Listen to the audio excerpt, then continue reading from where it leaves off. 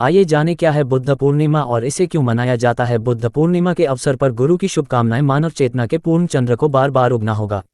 आज के दिन गौतम बुद्ध अपनी पूर्णता में खिल गए थे। आप सभी के लिए जो अपनी पूर्णता की खोज में हैं, यह एक प्रेरणा और संभावना बने।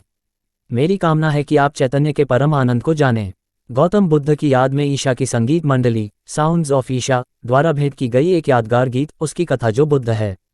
बुद्ध पूर्णिमा के शुभ अवसर पर सुने ये दिलचस्प गीत। वह इंसान जो अध्यात्म के मार्ग पर है, उसके लिए बुद्ध पूर्णिमा एक बड़ा महत्वपूर्ण दिन है। सूर्य का चक्कर लगाती पृथ्वी जब सूर्य के उत्तरी भाग में चली जाती है तो उसके बाद ये तीसरी पूर्णिमा होती है। गौतम बुद्ध की याद में इसका नाम उनके नाम पर रखा गया है। बुद्ध पूर्णिमा को गौतम बुद्ध के ज्ञान प्राप्ति के दिन के रूप में देखा जाता है। करीब 8 साल की घनघोर साधना के बाद गौतम बहुत कमजोर हो गए थे। 4 साल तक वह समानाश्रमण की स्थिति में रहे। समानाश्रमण के लिए मुख्य साधना बस घूमना और उपवास रखना था। वे कभी भोजन की तलाश नहीं करते थे। इससे गौतम का शरीर इतना कमजोर हो गया कि वह मौत के काफी करीब पहुंच गए। इस दौरान वह निरंजना नदी के पास पहुंचे, जो प्राचीन भारत की कई नदियों की तरह सूख चुकी है और लगभग विलुप्त हो चुकी है। उस वक्त यह नदी एक बड़ी जलधारा थी, जिसमें घुटनों तक पानी तेज गति से बह रहा था। गौतम ने नदी पार करने की कोशिश की, लेकिन आधे रास्ते में ही उन्हें इतनी कमजोरी महसूस हुई कि उन्हें लगा कि अब एक कदम भी आगे बढ़ा पाना संभव नहीं है। लेकिन वह हार मानने वाले शख्स नहीं थे। उन्होंने वहां पड़ी पेड़ की एक शाखा को पकड़ लिया और बस ऐसे ही खड़े रहे। कहा जाता है कि इसी अवस्था में गौतम घंटों खड़े रहे। हो सकता है वह कई घंटे खड़े रहे हों। ये भी हो सकता है कि वे कुछ पल ही खड़े रहे हों, जो कमजोरी की ऐसी हालत में घंटों जैसे लग सकते हैं। उस पल उन्हें एहसास हुआ कि वह जो खोज रहे हैं, वह तो उनके भीतर ही है। फिर ये सब संघर्ष करने का क्या फायदा? जिस चीज़ की आवश्यकता है, वह है अपने भीतर पूर्ण रूप से राजी हो जाना, और ऐसा तो यहीं और अभी हो सकता है। फिर मैं उसे पूरी दुनिया में खोजता क्यों घूम रहा हूँ? जब उन्हें इस बात का एहसास हुआ तो उन्हें हिम्मत और ताकत मिली और उन्होंने एक एक कदम आगे बढ़ाते हुए नदी पार कर ली। इसके बाद वह एक पेड़ के नीचे बैठ गए, जिसे अब बोधि वृक्ष के नाम से जाना जाता है।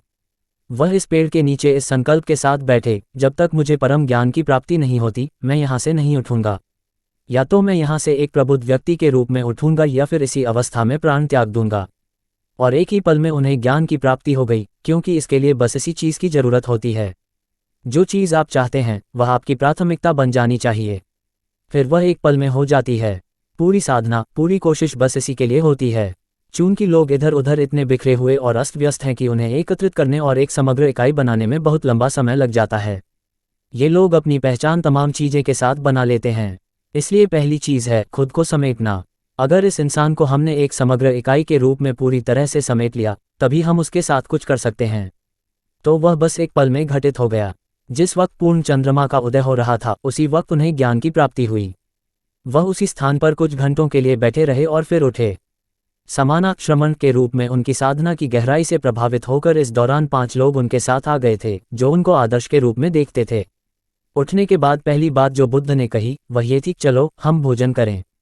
ये सुनकर वे 5 लोग हक्के बक्के रह गए। उन्हें लगा कि गौतम का पतन हो गया है। उन्हें बड़ी निराशा हुई। गौतम ने कहा, आप लोग बात को गलत समझ रहे हैं। उपवास रखना महत्वपूर्ण नहीं है, जानना और साक्षात्कार करना महत्वपूर्ण है। मेरे भीतर पूर्ण चंद्रमा का उदय हो गया है।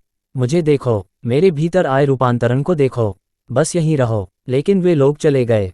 गौतम के मन में दया आई और कुछ सालों के बाद वह इन 5 लोगों की खोज में निकले। उन्होंने एक एक करके उन्हें ढूंढ निकाला और ज्ञान प्राप्ति के मार्ग पर उनका मार्गदर्शन किया। ईशा योग केंद्र में बुद्ध पूर्णिमा बौद्ध कीर्तन के साथ मनाई जाती है। साथ ही ध्यानलिंग पर विशेष पूजा अर्चना और शाम को पूर्णिमा ध्यान कार्यक्रमों का आयोजन किया जाता है। इस रात पैदा होने वाली